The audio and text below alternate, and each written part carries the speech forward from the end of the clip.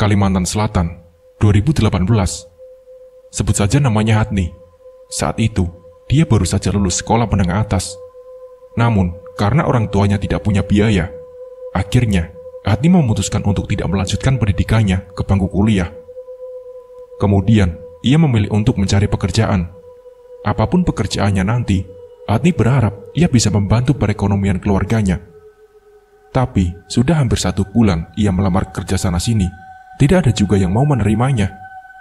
Hingga suatu hari, saat itu Hatni yang sedang menemani ibunya ke pasar bertemu dengan seorang kakak kelasnya dulu. "Hatni, gimana kabar sekarang?" tanya gadis itu pada Hatni. "Alhamdulillah, baik kak. Kakak sendiri bagaimana kabarnya?" tanya Hatni. "Baik juga. Kamu sudah kerja?" tanya kakak kelasnya itu. Hatni tersenyum tipis. Ia melihat ke arah ibunya yang sedang memilih sayuran.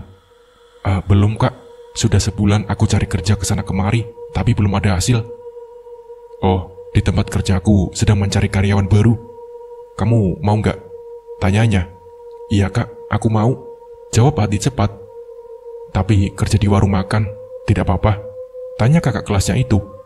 "Iya kak, tidak apa-apa. Dimanapun dan apapun pekerjaannya aku siap kok," jawabnya. "Ya sudah, kalau begitu, aku langsung telepon bosku dulu ya." Seraya mengeluarkan HP dari dalam tasnya, kemudian sedikit menjauh dari Hatni, mencari tempat yang lebih tenang untuk menelpon. Hatni pun mengangguk. Terlihat Susi menempelkan HP-nya di telinga, dan tidak lama kemudian ia seperti sedang berbicara. Setelah beberapa saat berbicara melalui telepon, Susi pun menghampiri Hatni yang masih berdiri penuh harap. "Kata bosku, kalau memang kamu mau kerja di sana, kamu bisa ikut aku besok. Sekalian kamu lihat-lihat tempat kerja dan membicarakan soal gaji. Bagaimana?" tanya Susi. Dan dengan cepat Hatni mengangguk, bibirnya tersenyum lebar. "Aku mau kak, aku mau. Terima kasih ya kak. Semoga dengan pekerjaan ini aku bisa membantu orang tuaku," ucap Hatni. Susi pun tersenyum. "Pasti kamu bisa kok. Besok aku jemput kamu ya," ujar Susi. "Gak usah kak, biar aku yang ke rumah kakak. Kasihan kakak kalau harus ke rumahku. Kan aku yang mau ikut. Jadi sudah wajar kalau aku yang nyamperin kakak." Enggak apa-apa kok. Aku pakai motor, nggak capek. Kalau kamu kan jalan kaki, capek nanti," ucap Susi. "Makasih banyak ya kak." Ya udah, aku mau lanjut cari barang-barang dulu ya," ujar Susi seraya pamit pada Hatni. "Baik ya, temanmu itu," ujar ibunya seraya memasukkan sayuran yang dibeli ke dalam bakul. Hatni pun mengangguk, mengiyakan perkataan ibunya. Di keesokan harinya, pagi-pagi sekali, Hatni sudah siap. Ia menunggu Susi sambil duduk di teras rumah. Sekitar pukul 7, Susi pun datang dengan mengendarai motornya. Ia tersenyum sambil melambaikan tangan pada Hatni, yang langsung berdiri menghampirinya. "Sudah siap?" tanya Susi. "Sudah kak." "Bu, kami berangkat dulu ya," pamit Susi pada ibunya Hatni yang sedang menjemur pakaian. "Iya, hati-hati ya kalian berdua," jawab ibunya. Di perjalanan, tak banyak yang mereka bicarakan, karena keadaan pada saat itu tidak mendukung untuk mengobrol. Sebab Hatni yang di belakang hanya berdiam saja, karena memang Susi membawa motor dengan kecepatan tinggi. Sekitar 1 jam perjalanan, akhirnya mereka berdua tiba di warung makan, tempat Susi bekerja. Saat itu, suasana warung makan masih sepi, dan karyawannya pun masih bebersih meja. Susi mengajak Hatni untuk masuk. Bangunan itu memiliki 2 tingkat. Di lantai 1 digunakan untuk warung, dan lantai 2-nya digunakan sebagai tempat menyimpan barang-barang seperti piring, gelas, dan lain-lain. Bos pemilik warung makan tersebut menyambut Hatni dengan sangat ramah. Hatni ditanyai berbagai hal yang berhubungan dengan perdapuran. Hatni memang pandai memasak, menjawab pertanyaan-pertanyaan itu dengan baik. "Baiklah, untuk masalah gaji, kamu akan digaji sebesar 1,5 juta per bulannya. Tapi kalau kamu berhenti bekerja di sini kurang dari sebulan, maka gaji kamu tidak akan dibayar. Jam mulai kerja sekitar pukul 7 dan tutup sekitar jam 8 malam. Kalau semisal pembeli sedang ramai dan mengharuskan warung tutup sedikit lebih larut, maka kalian akan diberikan bonus," ujar wanita berusia 40 tahunan itu. Dan tanpa ragu, Hatni langsung mengangguk menyetujuinya. "Besok kamu sudah bisa mulai kerja ya," ujar wanita itu tersenyum.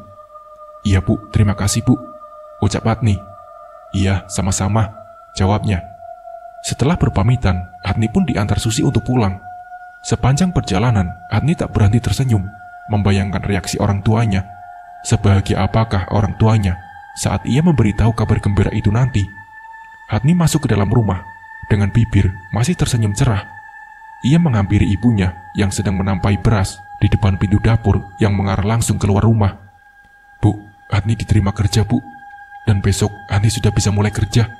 Gajinya 1,5 juta, Bu," ucap Hatni kepada ibunya. "Syukurlah kalau begitu, Nak. Tapi ingat ya, Nak, kalau bekerja ikut orang itu harus rajin. Kerjakan pekerjaanmu, jangan nunggu disuruh dulu," ucap ibunya. Hatni pun mengangguk dengan bibir tersenyum. "Kamu berangkat ke sana naik apa, Nak? Masa iya minta jemput Susi terus?" tanya ibunya. "Untuk sementara," kata Susi, "tidak apa-apa, Bu. Kalau aku ikut dia dulu, Bu. Cuma ya begitu, kami harus berangkat lebih pagi agar bisa sampai tepat waktu di tempat kerja, Bu," ucap Hatni kepada ibunya. "Oh, begitu. Ya iya, Bu," jawab Hatni. Dan keesokan harinya, pagi-pagi sekali, Hatni sudah menunggu kedatangan Susi di depan rumah. Sama seperti hari sebelumnya. Begitu Susi datang, mereka pun langsung berangkat. Di awal masuk kerja itu, Hatni diperkenalkan oleh Susi pada karyawan-karyawan lain. Di sana ada 2 karyawan terdahulu, 1 perempuan dan 1 laki-laki. Jadi ditambah Susi, Hatni, karyawan rumah makan itu berjumlah 4 orang. Hatni di bagian dapur, bertugas menggoreng lauk, membuatkan minum, dan mencuci piring-piring kotor. Sementara Susi sebagai pelayan, Sanah sebagai kasir, Asrul bertugas untuk mengantar makanan bagi yang memesan melalui WhatsApp. Pada hari pertama itu, Hatni cukup kaget dengan keadaan warung yang hampir tidak pernah kosong tersebut. Selalu saja ada tamu di setiap jam 10 ke atas, hingga malam hari. Di hari pertama masuk kerja itu, Hatni sudah merasakan lembur. Mereka tutup sekitar jam 10 malam, dan setelah warung tutup, Hatni dan Susi langsung pamit pulang. "Tiap malam begini, Kak?" tanya Hatni. "Iya, hampir setiap malam selalu lembur, Hat. Dalam sebulan, paling 2 atau 5 hari kita bisa pulang tepat waktu," jawab Susi. "Apakah kakak tidak takut pulang malam sendirian terus, Kak?" tanya Hatni kepada Susi. "Tidak, karena biasanya pacarku yang antar. Kalau sekarang kan sudah ada kamu," jawab Susi. "Kalau aku lebih takut orang jahat, Kak, pulang malam-malam begini sendirian," ujar Hatni. "Kamu lupa ya, aku ini bisa bela diri," ucap Susi. "Oh iya ya, dulu kakak kan pernah ngalahin anak laki-laki di sekolah." Terdengar tawa mereka berdua menghiasi heningnya malam itu. "Terima kasih ya, Kak," ucap Hatni kepada Susi saat mereka sudah sampai di depan rumah Hatni. Saat itu, terlihat ayah Hatni sedang duduk di teras. "Kok ayah di luar?" tanya Hatni kepada ayahnya. "Ayah nunggu kamu nih. Kenapa baru saja pulang? Larut sekali. Pikiran ayah sudah kemana-mana, Nak," ujar ayahnya. "Aku lembur ya. Malah tadi kata Susi pulang tepat waktunya bisa dihitung dengan jari." "Oh begitu. Berarti warung itu terkenal sekali ya, Nik. Sampai-sampai pelanggannya banyak sekali," ucap ayahnya. "Iya ya, kasihannya anak ayah ini. Pasti capek sekali. Tapi nanti kalau sudah terbiasa, tidak terasa capek lagi kok," jawab Hatni sambil tersenyum. "Kamu jangan mandi malam-malam, Nik. Nggak baik," ujar ayahnya. "Iya ya. Nanti selesai ganti baju, kamu makan ya, biar ayah temani." Hatni pun mengangguk. Ia langsung masuk ke dalam kamar, sementara ayahnya berjalan ke arah dapur. Setelah ganti baju dan mengelap sedikit badan dengan tisu basah, Hatni pun keluar. Ia melihat di dapur, ayahnya sudah menyediakan makanan untuk Hatni. "Ayo makan, Nak," ucap ayahnya. Hatni duduk dengan lesehan bersama dengan ayah. Ayahnya terlihat sangat perhatian pada Hatni. Iya, ayahnya memang sudah seperti itu sejak dulu. "Bagaimana bosmu?" "Baik," tanya ayahnya. "Baik ya, teman-teman juga baik," jawabnya. "Syukurlah kalau begitu, Nik. Orang mana bosmu itu?" tanya ayahnya lagi. "Kalau dari ciri-ciri fisiknya, orangnya sih seperti orang Cina ya, tapi logat bahasanya seperti orang Jawa." "Oh, begitu ya," ujar ayahnya sambil mengangguk. "Sudah ya, Hatni sudah kenyang," ujar Hatni saat ayahnya ingin mengisi ulang nasi ke dalam piringnya. "Kamu mau teh jahe, Nik? Biar ayah buatkan ya." Nggak usah ya, sudah larut sekali, kasihan ayah. Hatni juga sudah mengantuk ya." "Sebentar saja, Nik, ayah buatkan dulu ya, untuk memburu angin. Apalagi tadi kamu pulangnya larut sekali, kena angin malam nanti masuk angin," ucap ayahnya. Tapi Hatni sudah mengantuk ya. Nantilah Hatni minum tolak angin. Di kamar masih ada satu itu. Ayah kan juga capek, jadi kita tidur saja, ucap Hatni. Saat tubuhnya sudah rebahan di kasur, Hatni merasa sangat nyaman. Dan tidak lama kemudian ia pun terlelap. Sama seperti sebelumnya, pagi itu Susi datang menjemput Hatni. Lalu mereka berdua berangkat kerja bersama-sama. Sesampainya di tempat kerja, mereka melihat warung sudah dibuka. Dan bos mereka sedang duduk di salah satu kursi sambil bermain HP. Susi, Hatni, kemari sebentar, panggil bos mereka. Ada apa, Bu? Tanya keduanya setelah mendekat. Hari ini saya mau pergi, mungkin malam baru pulang. Dan katanya itu si Sana tidak enak badan, jadi nggak masuk hari ini. Nggak apa-apa ya, ada kalian cuma bertiga saja hari ini, ucap bosnya. Aman Bu, tidak apa-apa. Si Hatni juga gesit kerjanya, jadi kami pasti menghandle semuanya, ujar Susi. Baiklah kalau begitu. Terima kasih sebelumnya ya. Oh ya, nanti semisal kalian lapar, gunakan saja uang di laci kasir untuk beli makanannya, ucap ibu bos itu. Setelah itu, bos mereka pun berpamitan untuk pergi. Kenapa mesti beli makanan di luar? Kan di sini juga warung makan. Iya, biasanya memang begitu. Di saat jam makan, bos selalu beli makanan di luar untuk karyawan. Aku juga kurang tahu alasannya. Hatni pun mengangguk. Ia berpikiran kalau bosnya mungkin saja pelit. Sebab makanan-makanan yang dijual di warung itu lumayan mahal. Berbeda kalau beli makanan di luar yang harganya cukup 8-10 ribu seporsi. Rul, tolong ambilkan kecap dan satu lusin piring baru yang untuk naruh sate itu. Ini, piringnya sudah banyak yang pecah, ujar Susi menyuruh Asrul yang baru saja datang. Tanpa berkata apa-apa, Asrul lantas mengambil kunci pintu lantai atas. Hatni yang sedang menyapu melihat ke arah Asrul yang sudah menaiki tangga. Tangga itu tepat berada di samping toilet yang diperuntukkan untuk pembeli. Namun tidak lama setelah Asrul naik, tiba-tiba Asrul berlarian turun dengan wajah ketakutan. Kamu kenapa? Tanya Susi. Enggak apa-apa. Aku kebelet BAB. Kamu ambil sendiri saja ya, ujar Asrul. Dasar, gerutu Susi. Hatni menurut saja. Ia langsung meletakkan sapunya dan ikut naik ke atas bersama Susi. Saat berada di lantai atas itu, Hatni merasa awalnya agak berbeda. Bulu kuduknya tiba-tiba merinding saat masuk ke sana. Lantai atas itu cukup luas, setengah dari lantai bawah. Di sana juga ada 2 kamar. Itu kamar untuk apa, Kak? Tanya Hatni. Kamar yang ini untuk karyawan. Semisal ada yang mau menginap di sini, gratis. Kalau yang satunya itu, aku tidak tahu untuk apa. Nggak pernah dibuka soalnya. Hatni pun mengangguk. Kemudian, ia membantu Susi mencari barang-barang yang dicarinya. Barang-barang untuk stok itu berada di rak samping kamar yang diperuntukkan untuk karyawan. Setelah selesai mengambil barang-barang itu yang diperlukan, mereka pun turun. Asrul terlihat menatap mereka dengan tatapan aneh. Sambil sesekali ia mengarahkan pandangannya ke arah atas. Kenapa kamu, Asrul? Tanya Susi. Enggak apa-apa, jawab Asrul, seraya berbalik badan dan meletakkan tempat sampah yang sepertinya baru saja ia cuci. Hatni, panggil Asrul. Iya. Udah, lupain saja. Apa sih? Kalau ada yang mau diomongin, omongin saja. Kenapa sih? Tanya Hatni. Asrul pun tertawa. Pasti kamu penasaran kan? Aku cuma sengaja kok mau bikin kamu penasaran, ujar Asrul sambil tertawa. Hatni hanya bisa menatap Asrul dengan kesal sambil mengomel dalam hati. Hari itu berjalan seperti biasa. Warung pun ramai kedatangan para pembeli yang mengantri menunggu giliran untuk makan di warung tersebut. Hari itu, Hatni disuruh oleh Sana untuk mengambil nampan baru di lantai atas. Hatni yang memang paling muda di sana menjadi sering disuruh-suruh oleh Sana. Namun bagi Hatni itu tidak masalah. Selagi ia bisa mengerjakan apa yang disuruh, maka ia akan menurutinya. Saat pintu utama lantai atas itu terbuka, Hatni mencium aroma aneh yang menyengat memenuhi ruangan itu. Saat Hatni sedang fokus untuk mencari nampan, tiba-tiba terdengar suara orang batuk. Awalnya Hatni mengira kalau itu mungkin suara dari bosnya yang memang setiap pagi naik ke lantai atas.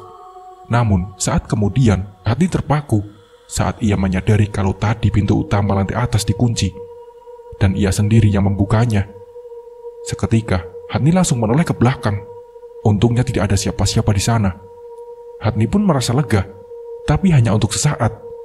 Karena tepat ketika Hatni kembali menoleh ke depan, ada sesosok putih melayang-layang di depannya. Hatni pun teriak sembari berlari keluar dari ruangan tersebut. Hatni menuruni tangga dengan cepat. Saat sampai di bawah, terlihat Asrul langsung menghampirinya. "Kamu kenapa?" tanya Asrul. Ada hantu di atas." "Shh, jangan keras-keras. Kalau ketahuan bos, nanti kamu yang dimarahi," ujar Asrul seraya menempelkan telunjuknya di bibir. "Atur dulu napasmu. Kalau sudah tenang, kita lanjutkan pekerjaan kita. Nanti setelah pulang, aku akan ceritakan apa yang aku tahu padamu," jawabnya. Hari itu, sekitar pukul 11 malam, warung baru saja tutup. Karena tutup terlalu larut malam, alhasil Asrul dan Hatni tidak jadi bertemu. "Kamu kenapa, Hat?" tanya Susi. Enggak apa-apa, Kak. Agak capek saja," jawab Hatni. "Hat, minggu depan aku lamaran, nanti kamu datang ya. Ajak sekalian ibu dan ayahmu," ujar Susi. "Wah, selamat ya, Kak. Aku janji bakal datang," ujar Hatni. Malam itu, seperti biasa, ayah Hatni sedang menunggunya di teras rumah. Dan saat Hatni datang, sang ayah langsung berdiri menyambutnya. "Ayah, siapkan makanan ya. Kamu ganti baju dulu," ujar ayahnya. Hatni pun mengangguk. Lalu ia berjalan masuk ke dalam kamar. Sementara ayahnya ke arah dapur untuk menyiapkan makanan Hatni. Saat sudah di dapur, Hatni termenung melihat makanan di dalam piringnya. "Ada apa ini? Apa kamu ada masalah?" tanya ayahnya. Hatni menatap sang ayah. Kemudian tanpa ragu, ia menceritakan apa yang ia lihat di lantai atas warung, tempat ia bekerja itu. Setiap tempat memang ada penghuninya. Tapi ayah rasa penghuni di sana hanya kebetulan saja menampakkan diri padamu. Mungkin mereka ingin berkenalan, ujar ayahnya Hatni. "Selama mereka tidak mengganggu, biarkan saja.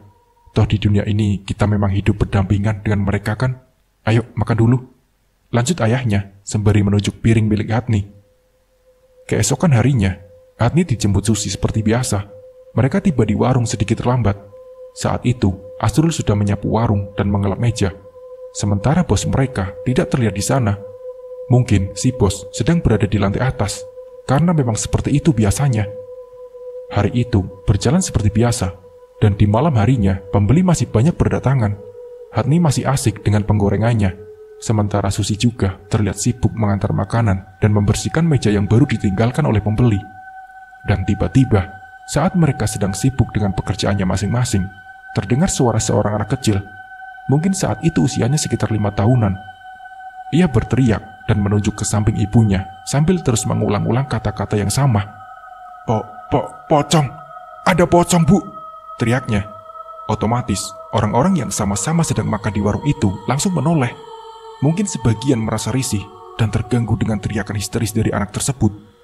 Orang tua si anak pun terlihat berusaha untuk menenangkannya. Saat bos mendekat ke arah si anak itu semakin histeris. Bahkan ia langsung mendorong piring-piring yang berisi makanan dari atas meja. Piring-piring itu pun pecah, dan makanan yang ada di dalam piring tersebut berhamburan.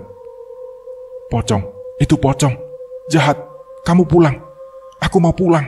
teriak si anak histeris ketakutan. Keadaan saat itu benar-benar gaduh. Bos pemilik warung makan itu tanpa basa-basi langsung menyuruh orang tua si anak untuk keluar dari warungnya. Dan saat orang tua anak itu ingin mengganti kerugian atas piring yang dijatuhkan oleh anaknya, si bos langsung menolak. Namun ketika mereka sudah pergi dari warung, terdengar bos terus mengumpat dan mengomel tanpa henti. Raut wajahnya yang biasanya ramah pun menjadi masam hari itu. Hatni, panggil Asrul saat Hatni baru saja ingin naik ke atas motor milik Susi. "Kenapa, Asrul?" tanya Susi. "Kamu mau tahu ceritanya enggak?" tanya Asrul pada Hatni. "Aku sudah tahu, dikasih tahu ayahku," jawab Hatni, mengira kalau Asrul ingin memberitahu tentang penampakan di atas lantai. Asrul tampak kecewa, namun ia tetap tersenyum dan mengangguk. Keesokan harinya, tidak seperti hari-hari sebelumnya. Hari itu, warung sepi pembeli. Dari pagi hingga sore, paling hanya sekitar 5-10 orang yang makan di warung tersebut. "Tutup saja," ujar si bos dengan wajah masamnya ketika menyuruh anak buahnya untuk tutup warung. Sesekali, Hatni mendengar bosnya itu mengomel entah kepada siapa. "Besok, kalian libur saja. Tidak usah datang ke sini dulu, karena saya akan pergi nyekar besok," ujar si bos pada Sanah, Susi, Hatni, dan Asrul saat mereka berpamitan untuk pulang. Mendengar kalau besok libur, tentu saja Hatni senang. Itu artinya besok dia bisa rebahan seharian. Setelah menikah nanti, Aku akan berhenti bekerja di warung, Hat. Kalau aku sudah berhenti bekerja, kamu pulang pergi kerja sama siapa? Ucap Susi. Hatni pun tersenyum. Gak usah dipikirkan, Kak. Aku mungkin akan izin sama bos untuk tidur di sana. Jawab Hatni. Kamu yakin berani sendirian di sana? Tanya Susi. Hatni pun mengangguk. Bukan maksudku menakut-nakuti kamu, tapi warung itu rada angker. Kami semua pernah melihat penampakan pocong di sana. Tapi tidak ada yang berani cerita, karena kalau sampai ketahuan bos, bisa-bisa kita diberhentikan. Ucap Susi. Aku berani kok, Kak. Kakak tenang saja. Jawab Hatni meyakinkan. Susi tak bisa berkata apa-apa lagi selain mengiyakan, karena ia juga tidak mungkin antar jemput Hatni. Hari itu, Hatni berangkat kerja dengan membawa tas berisi baju-bajunya. Iya, Hatni akan tidur di lantai atas warung itu. Dan memang sebelumnya ia sudah diperbolehkan untuk menginap di sana secara gratis. Namun, baru di malam pertama ia tidur di tempat itu, Hatni sudah merasakan gangguan. Mulai dari terdengar suara-suara langkah kaki, derit pintu yang dibuka tutup, sampai suara batuk-batuk yang terdengar tepat di depan pintu kamar yang Hatni tempati. Aku tidak mengganggu kalian, jadi kalian juga jangan menggangguku, ujar Hatni pelan. Dan setelah Hatni berkata seperti itu, suara-suara tersebut pun menghilang. Di keesokan harinya, Hatni bangun pagi-pagi sekali. Ia mulai membersihkan area halaman warung sembari menunggu bosnya datang. Bagaimana tidurmu, Nyenyak? Tanya si bos saat ia melihat Hatni sudah bekerja. Nyenyak, Bu. Tentu saja. Apalagi kalau sendirian tidur tidak ada yang mengganggu. Betul kan?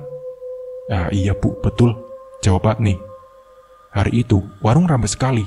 Bahkan, sampai jam sudah menunjukkan pukul 11 malam, pembeli masih terus ramai berdatangan. Dan sekitar pukul 1 malam, barulah warung pun ditutup. Sana dan Asrul pamit pulang terlebih dahulu. Sementara Hatni masih berada di warung untuk membantu bos. Kamu tidur saja, Hatni. Kamu juga harus beristirahat untuk besok lagi, ujar bosnya seraya menghitung uang. Iya, Bu, baik, ucap Hatni seraya menaruh kain lap yang dipegangnya. Hatni berjalan menaiki tangga. Saat ia baru saja membuka pintu kamarnya, tiba-tiba terdengar suara orang yang sedang batuk di belakangnya. Hatni kaget, namun ia tidak berani untuk melihat ke belakang. Akhirnya, cepat-cepat Hatni masuk ke dalam kamar, lalu mengunci pintunya rapat-rapat. Tanpa mengganti pakaiannya, Hatni yang sudah ketakutan itu langsung tertidur. Akan tetapi, baru saja ia memejamkan mata, tiba-tiba ia merasa seperti ada seseorang yang naik ke atas tempat tidurnya. Hatni yang masih setengah sadar itu pun lantas membuka penutup wajahnya untuk melihat siapa yang berbaring di sampingnya saat itu. Waktu Hatni membuka matanya dan menoleh ke samping, seketika ia dibuat sangat kaget sekaligus ketakutan saat melihat sosok pocong dengan wajah hitam gosong berbaring tepat di sampingnya. Namun, ketika Hatni hendak berteriak, suaranya tidak bisa keluar dan tubuhnya terasa lumpuh. Yang bisa Hatni lakukan saat itu hanya berdoa meminta pertolongan pada Tuhan. Hatni pun menangis dan tubuhnya sudah dipenuhi keringat dingin. Suara batuk itu kembali terdengar dan bersamaan dengan itu perlahan-lahan tubuh Hatni mulai bisa digerakkan kembali. Dan saat sudah bisa bergerak, Hatni langsung duduk. Ia takut untuk tidur kembali. Sementara kalau keluar pun ia tak tahu mau kemana. Jadi mau tidak mau, Hatni duduk diam mendengarkan semua suara-suara aneh yang ada sambil berharap malam lekas berlalu. Saat azan subuh terdengar, Hatni bergegas keluar kamar dan turun ke bawah. Ia memutuskan untuk duduk di sana sampai hari benar-benar terang. Kebetulan hari itu Asrul datang pagi-pagi sekali. Jadi Hatni langsung meminta ditemani naik ke atas mengambil baju.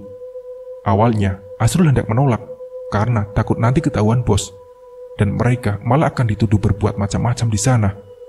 Namun kata Hatni, Asrul cukup berdiri di depan pintu utama saja. Tidak perlu ikut masuk ke dalam kamarnya, jadi tidak akan dituduh macam-macam. Akhirnya, mau tidak mau, Asrul pun mengiyakan. Untungnya tidak ada hal yang aneh yang terjadi. Ayo Asrul, ujar Hatni, seraya membawa tentengan plastik berwarna putih berisi baju bersih. Saat Hatni mandi, Asrul menyapu halaman warung, dan ketika Hatni selesai mandi, mereka berdua pun mulai bekerja sambil sesekali mengobrol. Tidak lama, bos mereka pun datang. Asrul, tolong ambilkan mangkok baru 2 lusin ya. Ini mangkuknya sudah tidak layak untuk disuguhkan, ujar bos mereka pada Asrul. Asrul pun menatap Hatni.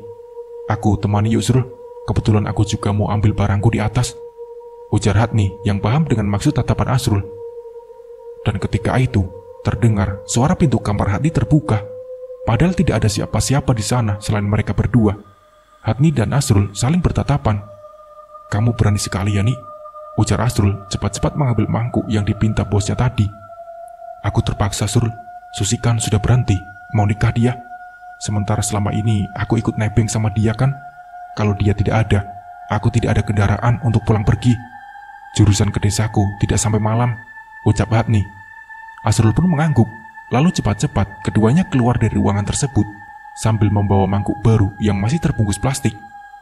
Siang itu, saat pembeli masih sangat ramai dan mengantri, tiba-tiba terdengar seseorang melempar piring yang ada di depannya sambil berkata kasar, "Anjing, apa-apaan ini?" "Ada apa, Pak?" tanya Asrul yang kebetulan baru selesai mengantarkan pesanan milik orang lain di salah satu meja yang tak jauh dari orang tersebut. "Pemilik warung ini melakukan pesugihan. Makanan di sini sudah diludahi pocong," ujar orang itu seraya menatap keseluruhan pengunjung warung makan. Mendengar adanya keributan itu, si bos langsung keluar. Saat mendengar ucapan orang itu, si bos pun marah besar. Ia mengatakan bahwa orang itu sebenarnya tidak punya uang untuk bayar makanannya. Makanya dia memfitnah macam-macam agar bisa makan gratis. "Tidak lama lagi, warung ini akan bangkrut. Aku akan pastikan itu," ujar orang tersebut sambil meludah. Ia pergi tanpa menoleh kepada bos pemilik warung yang masih mengumpat kasar padanya. Asrul yang sedari tadi berada di situ tidak bisa berkata apa-apa lagi. Ia lantas kembali melanjutkan pekerjaannya.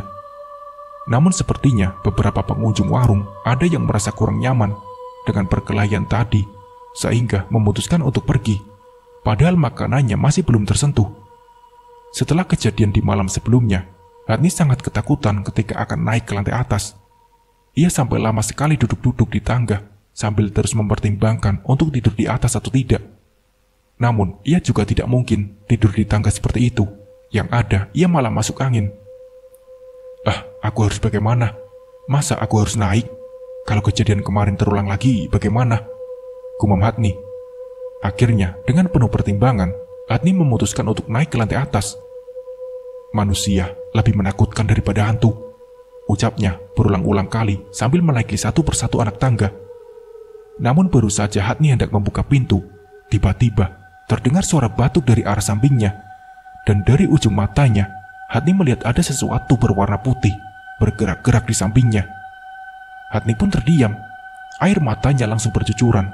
Seketika itu juga, Hatni merasa tubuhnya seperti tak bisa bergerak. Ia hanya bisa memejamkan mata, sambil berharap tidak akan terjadi apa-apa padanya. Di saat sudah pasrah seperti itu, Hatni mendengar ada suara langkah menaiki tangga. Dan tidak lama, terasa ada tangan yang menepuk budak Hatni. Bersamaan dengan itu, tubuh Hatni pun kembali bisa digerakkan. Ketika Hatni menoleh ke arah belakang, terlihat itu rupanya orang yang siang tadi berteriak dan mengatakan kalau warung itu melakukan pesugihan ludah pocong. "Kamu tidak apa-apa?" tanya orang itu. Hatni yang kaget dan ketakutan itu langsung mengangguk. "Bosmu itu melakukan pesugihan ludah pocong.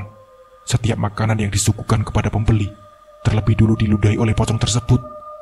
Itulah juga kenapa makanan yang dimakan di sini jauh lebih enak daripada yang dibungkus," ucap seorang itu.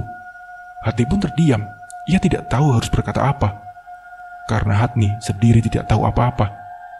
"Apa yang kamu lihat itu merupakan pocong yang dipelihara oleh bosmu, dan sepertinya kau ini bukan cuma sekedar diganggu, tapi hendak dijadikan tumbal," ucap orang itu.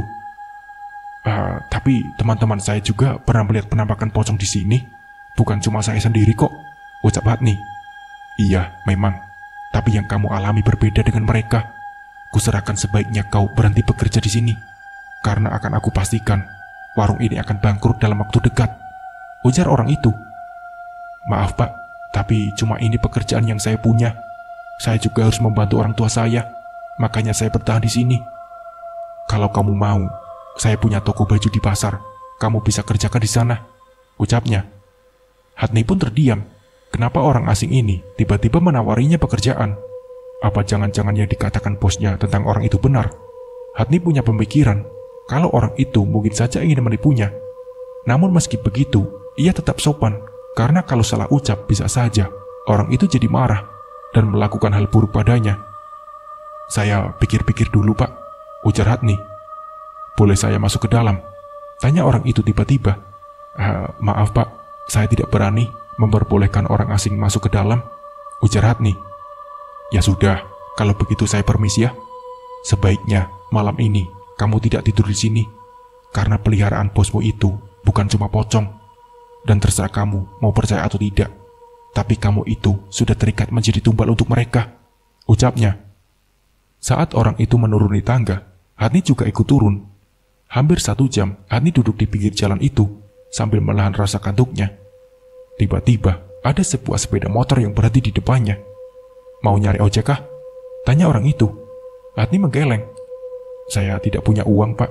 Uang saya ketinggalan di tempat kerja," jawab Hatni. "Memangnya adik mau kemana? Biar Bapak antar. Bahaya perempuan di jalan sendirian begini, malam-malam pula," ucap tukang ojek itu. Hatni pun terdiam. Ia tidak tahu harus kemana malam itu. "Saya sebenarnya mau pulang, Pak. Tapi pakaian dan uang saya semuanya ada di tempat kerja saya.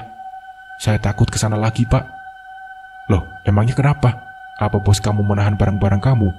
Kalau memang begitu, ayo Bapak bantu lapor ke polisi," ucapnya. Bukan, Pak. Bukan begitu. Saya memang tinggal di sana. Tapi saya takut balik ke sana lagi, Pak. Karena, ujar Hatni, seraya menceritakan tentang penampakan yang ia lihat. Bapak tukang ojek itu terdiam untuk beberapa saat. "Bagaimana kalau malam ini kamu ke rumah Bapak saja? Di rumah ada anak dan istri Bapak. Daripada kamu di sini, takutnya ada orang yang mabuk," ucap tukang ojek itu. Karena sudah tidak tahu mau kemana, akhirnya Hatni pun menerima tawaran si bapak. Karena sepertinya bapak itu orang baik. Dan benar saja, saat Hatni sampai di rumah si bapak, terlihat ada anak dan istrinya yang sudah tertidur lelap. Rumah itu hanya setapak, tidak memiliki kamar, dan si bapak sekeluarga tidurnya hanya lesehan di lantai tanpa kasur. Bapak itu juga membangunkan istrinya untuk memberitahukan kedatangan Hatni di sana. Dan sama seperti si bapak, istrinya itu juga ternyata orang yang sangat baik. Dia mempersilahkan Hatni untuk tidur bersama mereka malam itu. Karena Hatni sudah sangat mengantuk, jadi tak butuh waktu lama untuk tertidur. Dalam mimpinya, Hatni melihat orang tuanya menangis. Dan di hadapan kedua orang tuanya itu juga terlihat ada Hatni yang sudah dipocongi. Napas Hatni seketika terasa sesak. Saat ia membuka mata, tiba-tiba ia merasa tubuhnya tak bisa digerakkan. Beruntungnya, istri si bapak tukang ojek itu yang tidur di sebelahnya tersebut menyadari hal itu. "Hatni, Hatni, bangun Hatni," panggilnya sambil menggoyang-goyangkan tubuh Hatni. Hatni merasa kalau tubuhnya digoyang-goyangkan seperti itu, namun ia tidak bisa bergerak. Hatni juga mendengar saat istri tukang ojek itu membangunkan suaminya untuk membantu menyadarkan Hatni. Tubuh Hatni sudah basah oleh keringat dingin, tapi meski begitu, ia masih belum bisa menggerakkan tubuhnya. Padahal ia sudah berusaha sekuat tenaga agar bisa bergerak. Dan tiba-tiba, terdengar si bapak tukang ojek keluar rumah, dan tidak berapa lama, ia masuk lagi bersama seseorang. "Astagfirullahaladzim," ucap orang itu. Hatni dapat merasakan kalau ada seseorang menyentuh kepalanya, dan perlahan-lahan sekujur tubuhnya mulai terasa ringan dan kembali bisa digerakkan. Hatni menoleh kiri dan kanan. Ia melihat si bapak tukang ojek itu dan istrinya yang terlihat cemas. "Istirahatlah, besok akan Bapak antar kamu pulang ke rumahmu," ujar si bapak tukang ojek pada Hatni. Setelah kejadian yang terjadi padanya itu, Hatni semakin ketakutan untuk tidur. Takut kalau sampai kejadian yang sama berulang dan menyebabkan hal yang tidak diinginkan. Keesokan paginya, Hatni diantar si bapak ke warung untuk mengambil pakaian dan uangnya. Si bos yang sudah ada di sana langsung memarahinya akibat meninggalkan tempat itu dalam keadaan pintu utama lantai atas tak terkunci. Akibatnya, ada orang yang masuk ke dalam dan mengacak-acak kamar yang dikunci itu. Entah apa yang hilang, yang pasti saat itu Hatni dimarahi habis-habisan. Dan karena hal itu juga, Hatni memutuskan untuk berhenti bekerja di warung tersebut. Sepanjang jalan, Hatni pun menangis karena kehilangan pekerjaan dan sakit hati setelah dimarahi oleh bosnya. Sesampainya di rumah, terlihat ayahnya yang saat itu hendak pergi ke ladang tengah memakai sepatu bootnya. Ayahnya menyambut Hatni dengan raut wajah yang senang. Ia juga mempersilahkan bapak tukang ojek itu untuk masuk ke dalam rumahnya. "Maaf sebelumnya Pak, Tapi kata orang yang semalam membantu Hatni ini, katanya ada beberapa makhluk halus yang mengikuti Hatni, karena Hatni ini sudah dijadikan tumbal, dan makhluk-makhluk itu tinggal menunggu masa panennya saja, ujar si bapak. Ayah Hatni pun melongo, kaget bercampur rasa tidak percaya dengan apa yang dikatakan oleh si bapak tukang ojek itu. Kalau bisa saat Hatni tertidur, taruh cermin dan gunting di dekat kepalanya, dan lebih bagus lagi kalau dikasih kelambu hitam, supaya makhluk-makhluk itu tidak bisa melihatnya. Apa? Ini maksudnya tumbal apa, Pak? Kenapa anak saya dijadikan tumbal? Siapa yang menjadikan anak saya tumbal? Tanya ayahnya Hatni. Pemilik warung tempat anak bapak bekerja ini melakukan pesugihan, Pak. Dia juga memelihara makhluk-makhluk seperti itu yang bertujuan untuk kelancaran usahanya. Dan sebelumnya pun mungkin sudah pernah ada yang menjadi tumbal, hanya saja tidak ketahuan. Ayahnya Hatni terlihat mengelus dada. Jadi bagaimana anak saya ini, Pak? Anak saya tidak akan mati kan, Pak? Tanya ayahnya Hatni. Kata orang yang membantu Hatni semalam, dia akan urus semuanya. Tapi seperti yang saya katakan tadi, Hatni tetap harus dijaga juga ya, Pak, ujarnya. Iya, Pak, baik, jawab ayah Hatni. Setelah si bapak tukang ojek itu pamit pulang, orang tua Hatni langsung menangis sambil memeluk anak mereka. Mereka tak menyangka bahwa niat baik Hatni untuk membantu orang tua akan jadi seperti itu. 3 hari kemudian, si bapak tukang ojek datang lagi ke rumah Hatni. Ia mengabarkan kalau pemilik warung bekas tempat Hatni bekerja itu mengalami kecelakaan dan meninggal dunia 2 hari yang lalu. Dan katanya juga, Hatni diminta oleh orang yang membantunya itu untuk bertemu, karena katanya aroma tumbal pada diri Hatni masih ada, dan itu harus diputus atau dihilangkan, agar aroma itu tidak mengundang lebih banyak makhluk-makhluk lain untuk mengganggunya. Hatni dan orang tuanya yang tidak tahu apa-apa itu pun langsung setuju. Saat itu kata Hatni, apapun akan ia lakukan agar bisa terbebas dari gangguan yang kian hari kian semakin ekstrim. Pada hari yang sudah ditentukan, si bapak tukang ojek itu datang bersama seorang laki-laki. Orang itu ternyata ada laki-laki yang pernah mengamuk di warung tempo hari. Orang yang mengatakan kalau pemilik warung itu melakukan pesugihan. Setelah berbasa basi, orang itu menatap Hatni. Malam itu, akulah yang meminta Pak Rohman ini untuk mengantarmu pulang. Tapi ternyata kau dibawa ke rumahnya, dan aku jugalah orang yang menerobos masuk ke dalam ruangan itu. Maaf, karena sudah membuatmu dimarahi. Tapi andai tidak seperti itu, kau mungkin tidak akan selamat, ucapnya. Hatni masih terdiam mendengarkan. Begitu juga dengan orang tuanya. Tolong ambilkan air putih, kalau ada di dalam botol. Ibunya Hatni pun mengangguk, dan langsung berjalan ke dapur untuk mengambil air. Tidak lama, ibunya kembali dengan membawa sebotol air putih. Lantas, botol air itu diberikan kepada lelaki tersebut. Olehnya, air itu pun didoakan. Nanti, air ini diminum 3 teguk, lalu sisanya dicampur dengan air untuk mandi. Insya Allah, setelah ini kamu akan baik-baik saja, ucap orang itu. Hatni pun mengangguk. Setelah ini, kalau kamu mau bekerja di tempat saya, juga boleh. Di toko pakaian, di dalam pasar, ujar orang itu sambil tersenyum. Iya, Pak, terima kasih, Pak. Tapi sepertinya saya tidak ingin bekerja dulu untuk beberapa waktu ke depan, jawab Hatni dengan kepala menunduk. Iya, saya paham betul perasaan kamu. Baiklah kalau begitu, saya pamit pulang dulu ya. Iya, Pak, terima kasih banyak atas bantuan Bapak. Kami sekeluarga berhutang budi pada Bapak, ucap ayahnya Hatni. Tidak perlu dipikirkan, Pak, saya ikhlas membantu, jawabnya. Hari-hari berlalu. Kini Hatni sudah tidak takut lagi untuk tidur, karena gangguan-gangguan yang pernah dirasakan sebelumnya pun sudah tidak pernah muncul lagi. Dan 2 bulan setelah kejadian tersebut, ayah Hatni memutuskan untuk menjual sawah satu-satunya milik mereka. Uang penjualan sawah itu dipergunakan untuk merenovasi rumah dan membeli sebuah motor. Sisa uangnya diberikan pada Hatni. Oleh Hatni, uang itu ia jadikan modal usaha. Awalnya ia berjualan keliling dan singgah di setiap sekolahan. Hingga akhirnya, di tahun 2024 ini, Hatni sudah punya beberapa usaha cabang di beberapa sekolah di daerahnya. Hatni juga memperkerjakan beberapa teman seangkatannya yang mempunyai nasib tak kalah beda dengannya untuk menjaga kantin di beberapa sekolah. Dan berkat usahanya itu pula lah, Hatni bisa membantu orang tuanya. Ayahnya pun kini sudah tidak bekerja lagi. Pada bulan Januari lalu, Hatni dilamar oleh seorang laki-laki yang merupakan guru di salah satu sekolah. Nah, seperti itulah kisahnya. Semoga dari kisah ini kita bisa mengambil hikmah dan pembelajarannya. Mungkin cukup sekian dari saya. Wassalamualaikum warahmatullahi wabarakatuh.